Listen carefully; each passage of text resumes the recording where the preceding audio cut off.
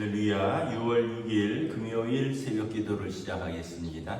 사도신경으로 우리의 신앙을 고백합니다. 나는 전능하신 아버지 하나님 천지의 창조주를 믿습니다. 나는 그의 유일하신 아들 우리 주 예수 그리스도를 믿습니다. 그는 성령으로 잉태되어 동정녀 마리아에게서 나시고 본디오 빌라도에게 고난을 받아 십자가에 못 박혀 죽으시고 장사된 지 사흘 만에 죽은 자 가운데서 다시 살아나셨으며 하늘에 오르시어 전능하신 아버지 하나님 우편에 앉아 계시다가 거기로부터 살아있는 자와 죽은 자를 심판하러 오십니다. 나는 성령을 믿으며 거룩한 공교회와 성도의 교제와 죄를 용서받는 것과 몸의 부활과 영생을 믿습니다. 아멘. 찬송가 545장 찬양하시겠습니다.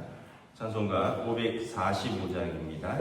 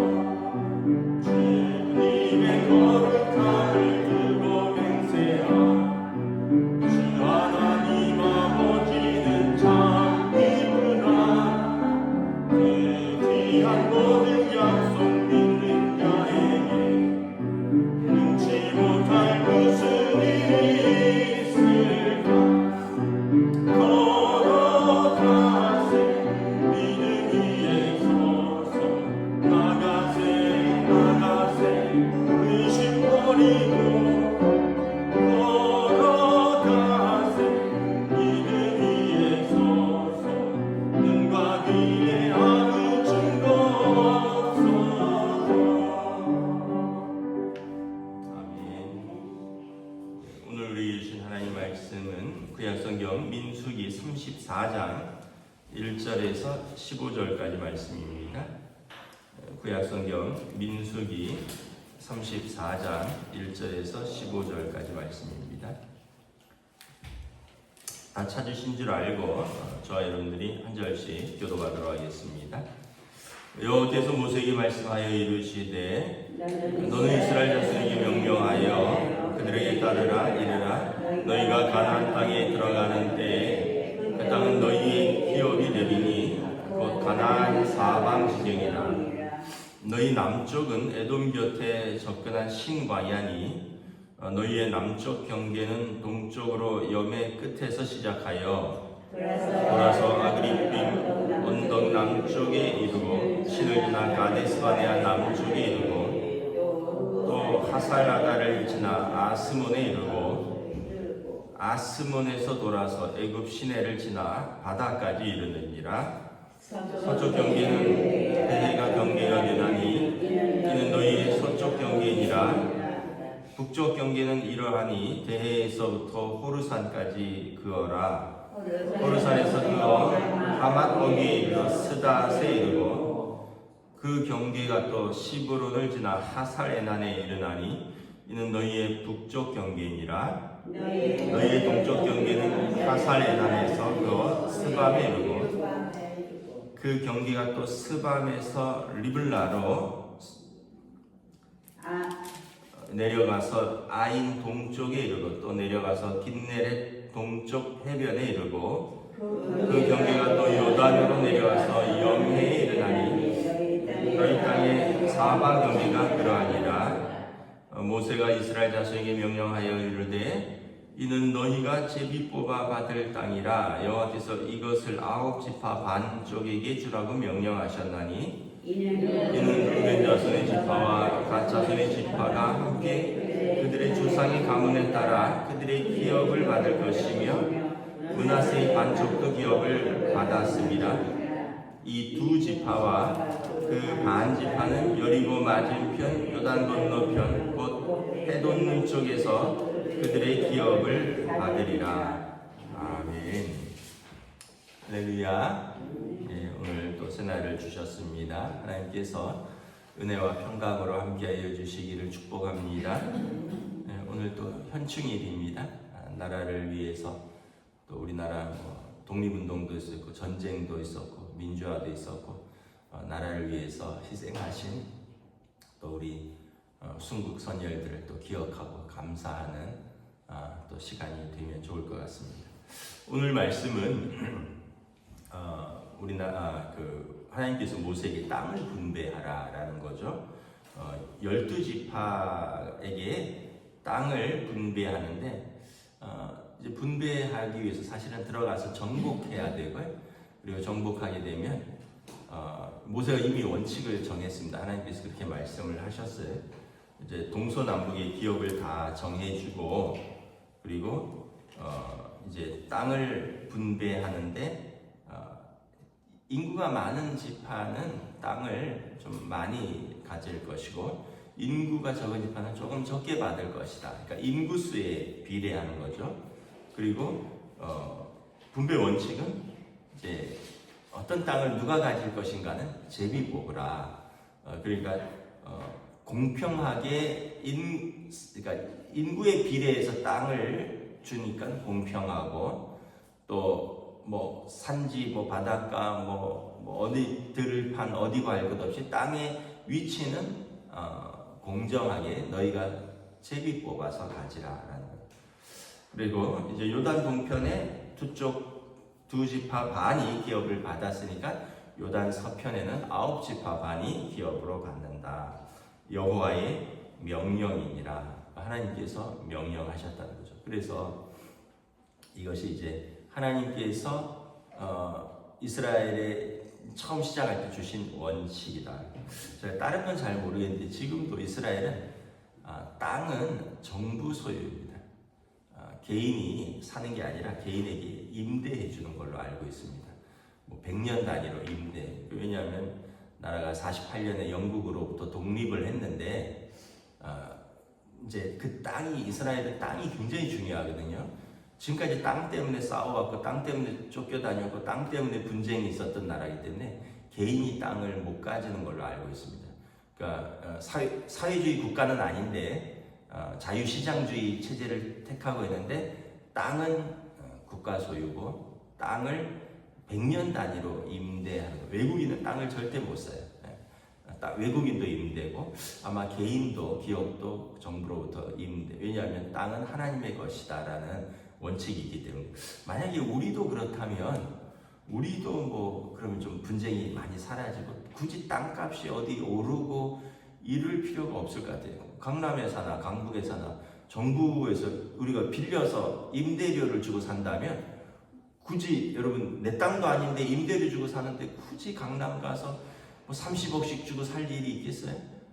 강북에서 뭐 3억이면 산다면 아마 그렇다면 이게 우리나라처럼 아주 극심한 그런 땅값 문제는 없을 건데 또 그것 때문에 서러워서 우는 사람도 없고 그것 때문에 또 뭐 그렇게 자랑하는 사람도 없을 텐데 이런 생각을 잠깐 해봅니다. 그다음에 또 하나는 이제 뭐냐면 이제 기업이라는 의미인데 이걸 이제 우리에게 재능, 은사, 달란트로 바꾸면 하나님께서 모두에게 우리에게 은사를 주셨다. 그리고 이것은 또 공평하고 공정하게. 그래서 다 같이 않다라는 거죠. 아까 땅도 다 다르다 그랬잖아요.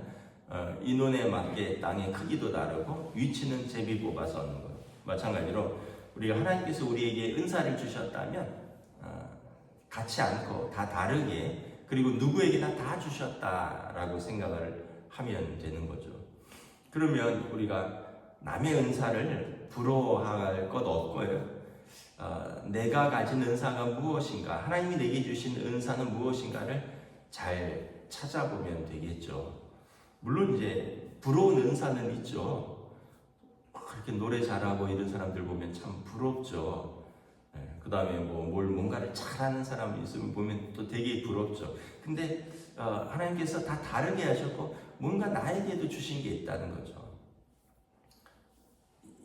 예전에 이제 유명한 그 송명희 시인인가요? 그분이 그런 시를 썼잖아요. 남이 가진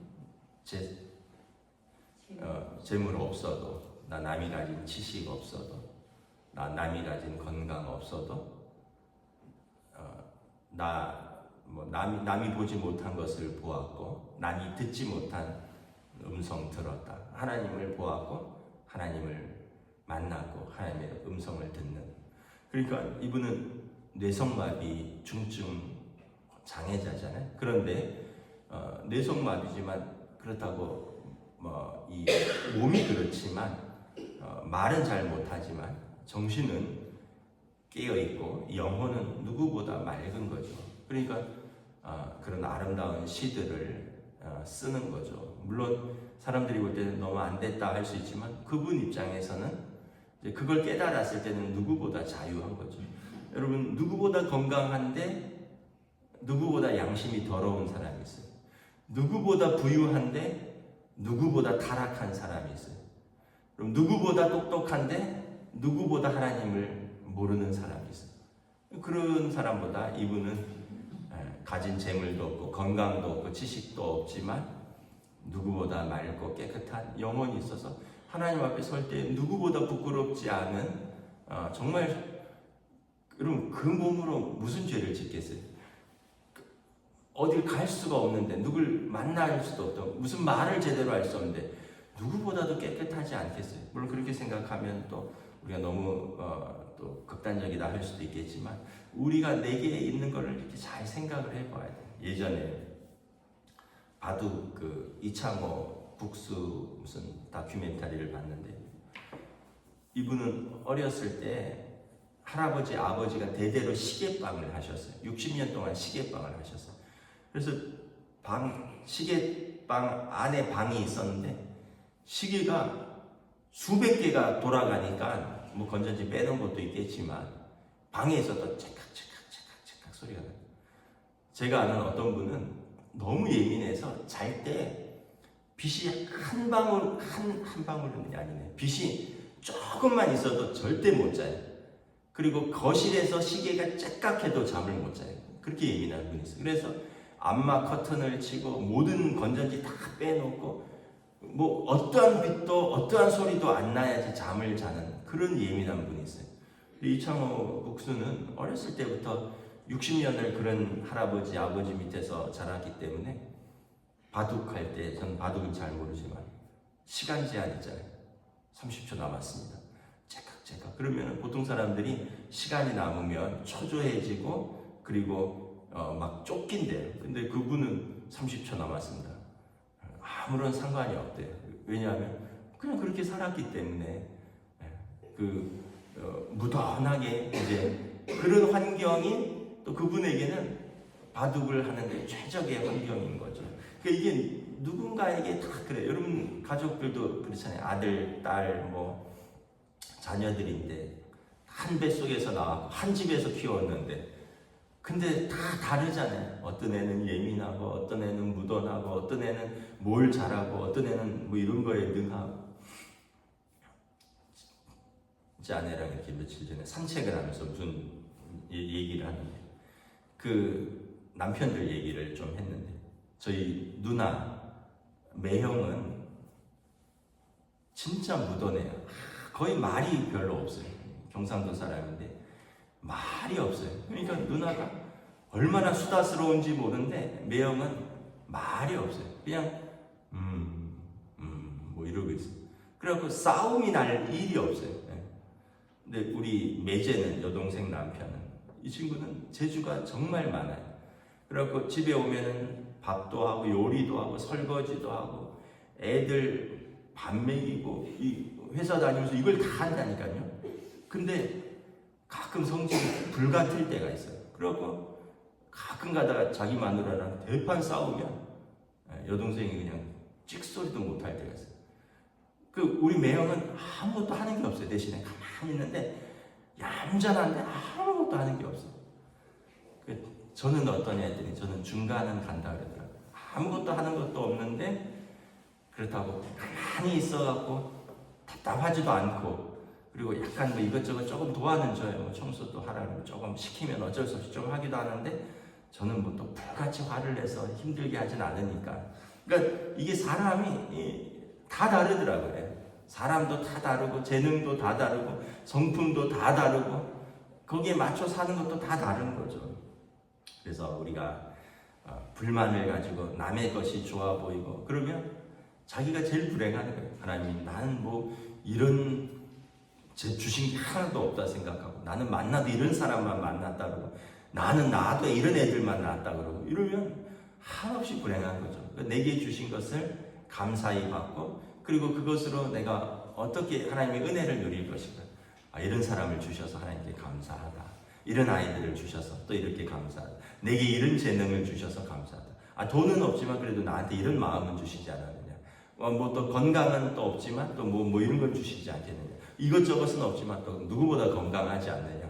여러분 하나님께서 내게 주신 것 공평하신 하나님께서 공정하게 모든 사람들에게 주신 것 이것을 한번 잘 찾아보시기 바랍니다. 하나님께서 모두에게 저와 여러분에게 주셨고 그것을 가지고 우리가 하나님을 섬기고 우리에게 주신 사람들 사랑하고 우리가 마음껏 누리라고 우리를 이 땅에 보내주신 것입니다. 기도하겠습니다. 하나님의 은혜를 감사합니다. 오늘 또한 말씀을 통해서 하나님께서 이스라엘에게 땅을 기업으로 주셨습니다. 12지파 모두에게 주셨고 또 인구수에 비례해서 주셨고 또 땅의 위치는 너희끼리 제비 뽑아 시비가 없게 하라 말씀하셨습니다. 이런 의미에서 하나님께서 모두에게 공평하게 땅을 기업으로 주셨던 것처럼 또 우리 모두에게 공평하게 또 하나님께서 은사들을 주신 줄 믿습니다. 내게 주신 은사는 무엇인가? 그래서 이것으로 하나님을 섬기고 내게 주신 사람들을 사랑하고 또 내 자신이 사회와 국민에게 봉사하고 내 스스로 누릴 수 있는 내게 주신 가장 좋은 것은 무엇인가 묵상하고 또 찾고 또 이것을 개발하고 또 이것을 마음껏 사용할 수 있는 또 복된 또 우리들로 성령님 인도하여 주시옵소서. 감사를 드리오며 우리 주 예수 그리스도 이름으로 기도드리옵나이다. 아멘. 하늘에 계신 우리 아버지의 이름을 거룩하게 하시며 아버지의 나라가 오게 하시며 아버지의 뜻이 하늘에서와 같이 땅에서도 이루어지게 하소서. 오늘 우리에게 용할 양식을 주시고 우리가 우리에게 잘못한 사람을 용서하여 준 것 같이 우리 죄를 용서하여 주시고 우리를 시험에 빠지지 않게 하시고 악에서 구하소서. 나라와 권능과 영광이 영원히 아버지의 것입니다. 아멘.